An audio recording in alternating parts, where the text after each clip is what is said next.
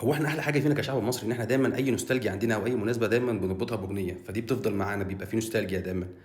بس مش عارف ليه إحنا جَلِّت مننا في أغنية توديع رمضان صراحة، يعني إحنا ماشي، إحنا دخلة رمضان فرحة بالنسبة لنا فبنعمل لها أغاني،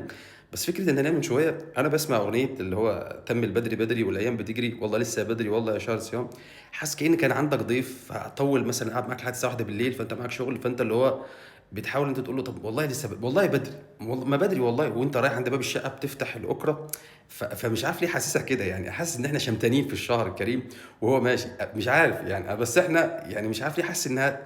وسعت مننا إن إحنا نعمل أغنية فاهم، والأغنية كلها يعني فيها حياة، فيها حالة فاهم، اللي هو مش مثلا صوت مثلا الكمان أو ياسر عبد الرحمن، موسيقار ياسر عبد الرحمن مثلا في الخلفية، أو اللي هي الحتة الحزينة بتاعت رأفت الهجان مثلا لما كان بيبقى خايف إنهم يقبضوا عليه، لا دي فرحة